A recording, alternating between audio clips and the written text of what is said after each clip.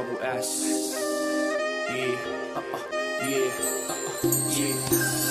Выпала роса, и ночь такая длинная. Всплывают образы и голос тихий твой, Алина. Сегодня ровно неделя, как ты решила уйти, ничем не мотивировав, один в пустой квартире.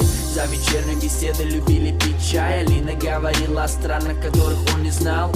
Улыбался в ответ, она все понимала, будто читала его мысли на расстоянии. По ночам во сне Алина мило бормотала о снежном доме, солнце и водопадах. Рисовала картины, сочиняла стихи, все о тех же краях, о тех же долинах. Эх, Алиночка, Алина, Алинушка, пережить по одному эту зимушку.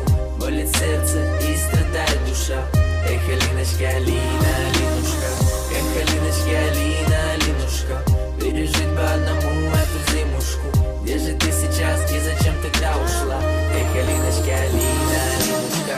Жили метрах 6 от железной дороги, когда ходили поезда, заглядывали в окна. Кто-то в гости кому-то, на работу многие. Они лежат в постели, играют в гляделки. Кстати, твой запах и сейчас на его подушке. Уж лучше бы не чувствовать его в таком случае. Но вскоре он растает и станет чуть получше. Ну а пока вдыхай и думает о будущем. Вышел прогуляться, что-то засиделся. В толпе на улице ищет твои черты лица.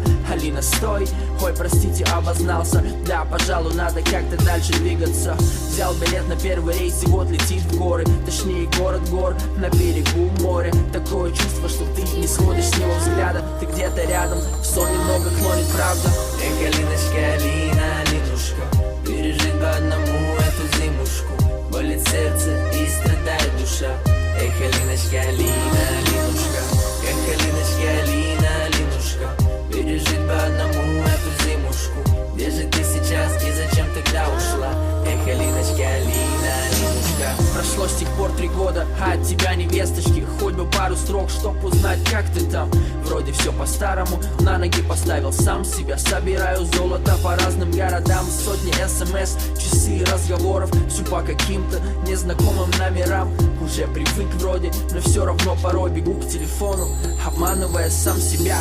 Алина собирала по кусочкам свой мир. Вокруг меня, тебя и каждого в этом свете. Но там по-прежнему тихо, в пустой квартире. Зато растут внуки, у них свои дети.